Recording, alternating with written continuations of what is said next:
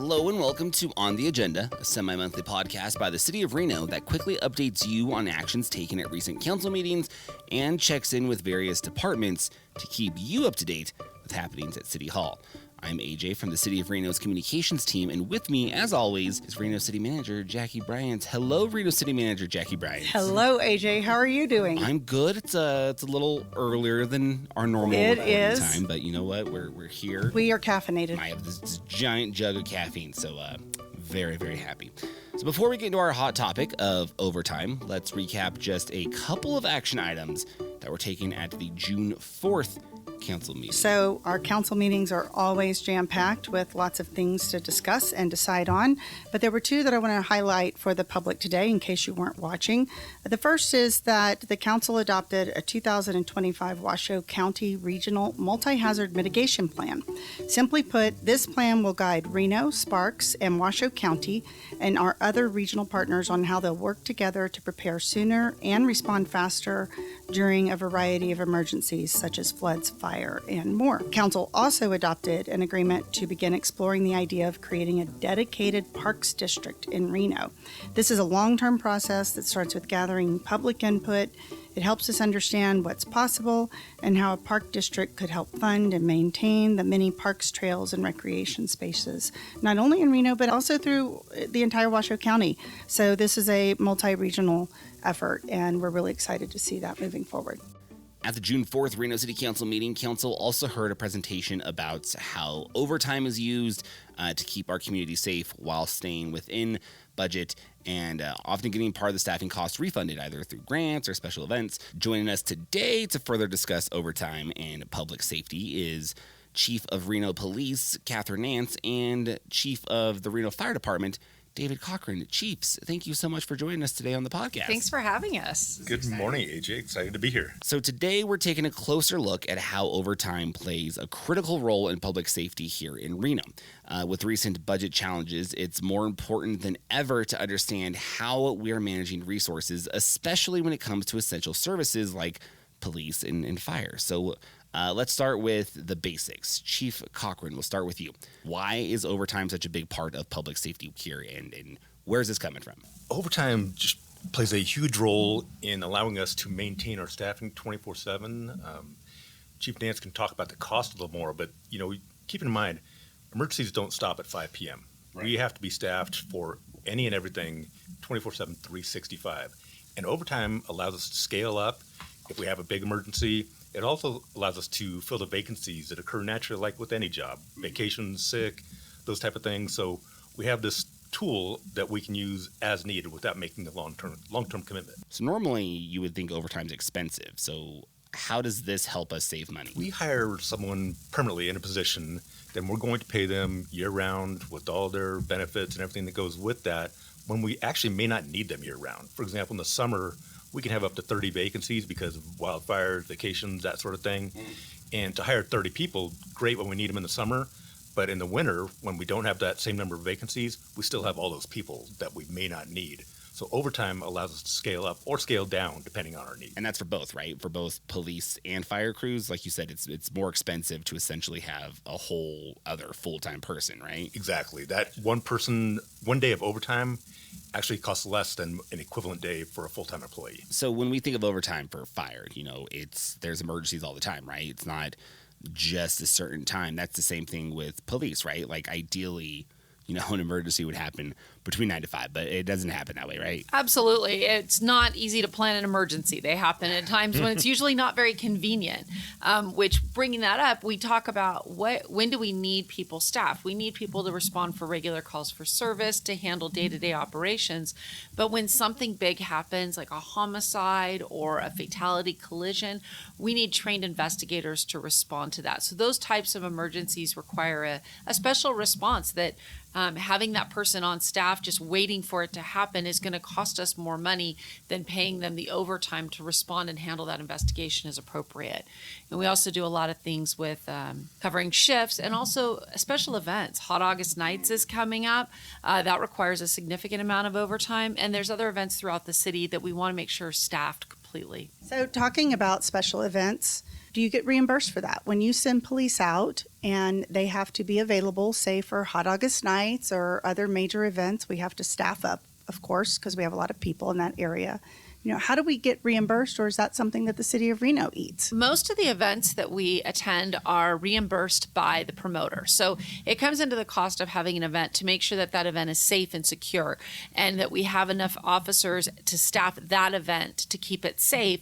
So those costs are reimbursed. We also have grant funded overtime that's reimbursed. So not all of the overtime expenditures that the police department has or the fire department comes out of the general fund. We pay the employees up front because they worked that time. We need to make sure they get paid, but then we get reimbursed for that money back into our budgets. So what percentage of overtime would you say is reimbursed either through grants or special events? And that question is for Chief Nance and for Chief Cochran. I would say between 30 to 40% of our overtime can be reimbursed, and that's probably including police and fire because they have wildfire reimbursements that I can let Chief Cochran talk a little more about. But with the grants and with the special events, that money comes back to us. So it is a large percentage of our overtime cost. And the fire department is definitely impacted by those additional overtime costs associated with the wildfires, as Chief Nance mentioned. Those obviously aren't planned, but we have a very formalized system where we assign people out to these events. And typically it's a federal fire or state fire, and they reimburse us. As Chief Nance mentioned, we pay them up front, but 100% of that cost is reimbursed back to the fire department. So it does generate an overtime blip if you're looking at the snapshot of a budget, but in the overall scheme of our fiscal year, that's about 30 or 40% of what we And when you say 100% is reimbursed, does that include all of the benefits, including PERS? Yes, it includes all the benefits, and it includes the backfill. So when that person leaves for a wildfire and creates a vacancy that we have to fill, they pay for that as well. So what's a backfill?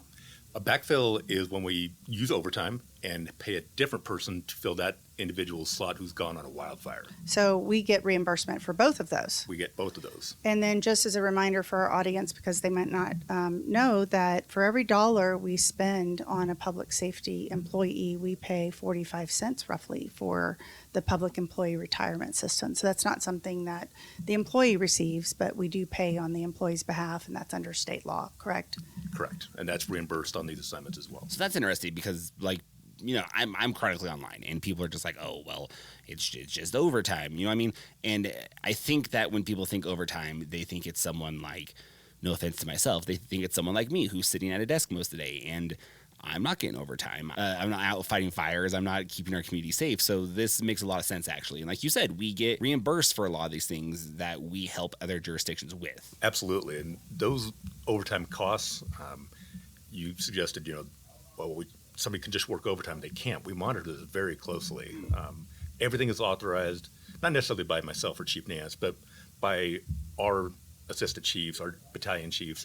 We staff the fire department on a daily basis, so nobody works that day without basically being approved by a battalion chief. So that's how you kind of keep it in check, right? It just doesn't get out of control. You guys are watching it. It's not just like running rampant. Exactly. The other piece of that is we have a lot of training that we have to do, just like the police department does. But that training is scheduled. Like today, we're doing airport rescue firefighter training. That's been scheduled for literally months, so we knew exactly who was going to be doing it, when they were going to be doing it, and how many hours they were going to spend.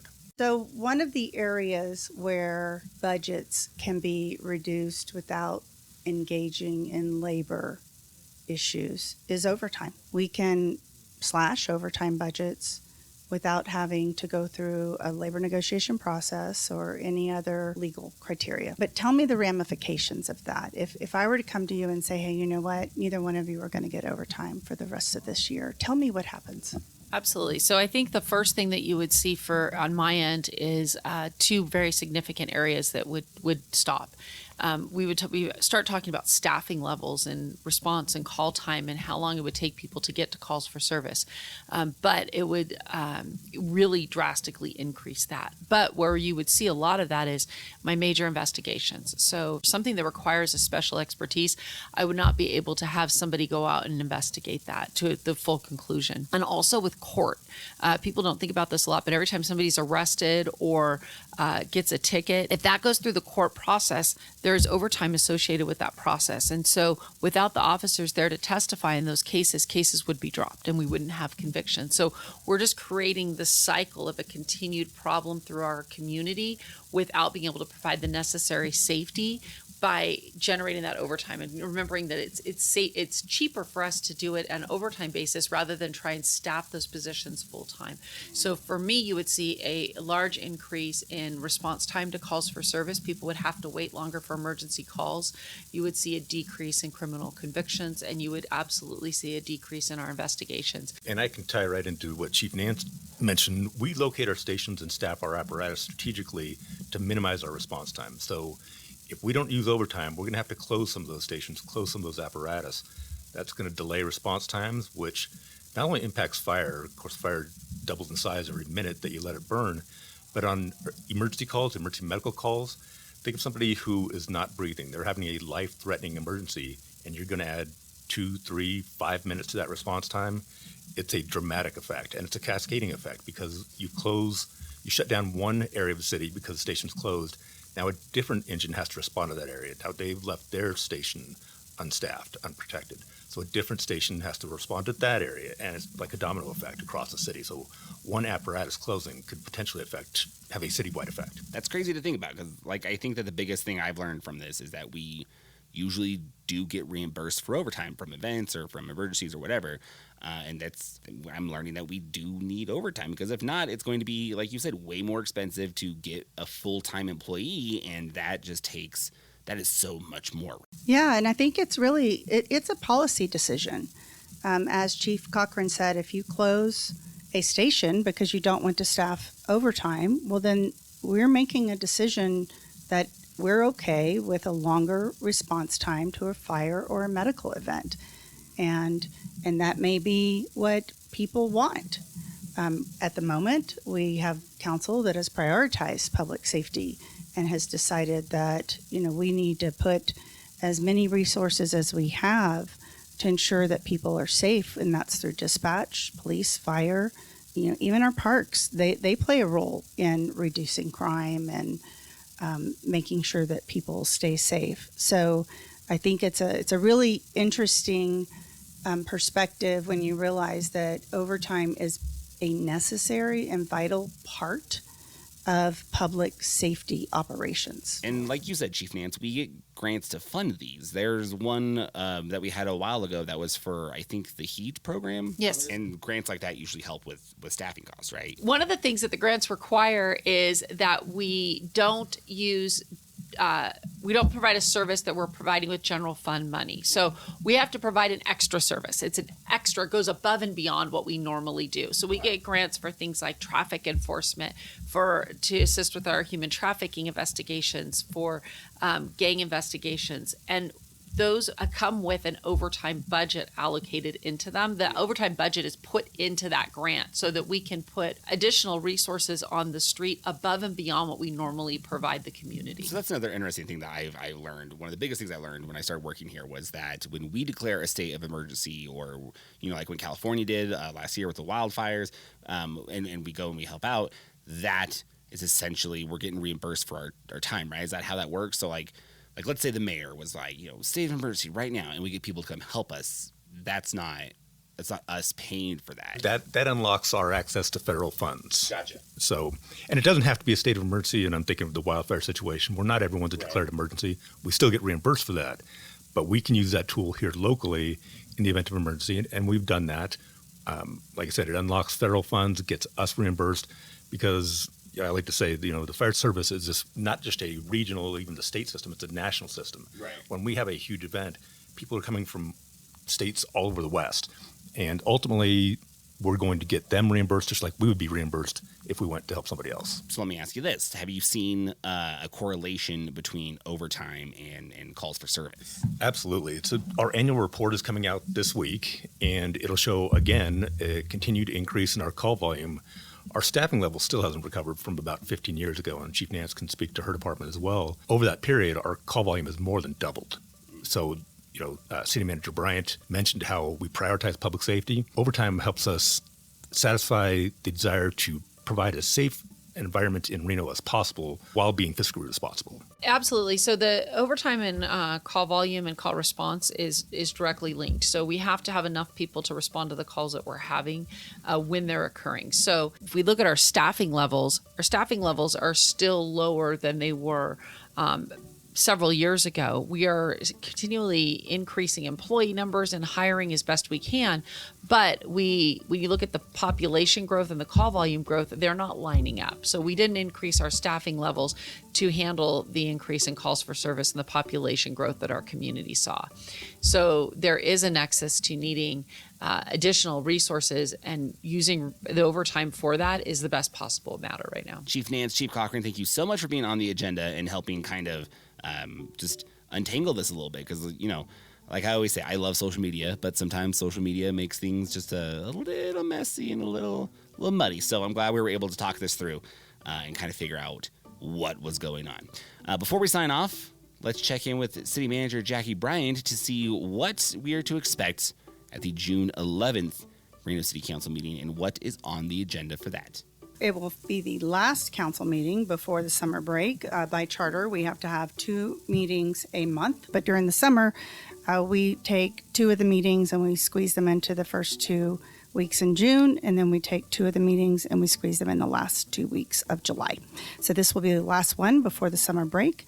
And we'll come back late July. But on this agenda, council will consider approving a contract to replace the aging fabric roof cover, yes, I said fabric, on Fire Station 1's apparatus building, because we have them in a tent. And unfortunately, we haven't been able to have enough funding to replace that, but we're working on it.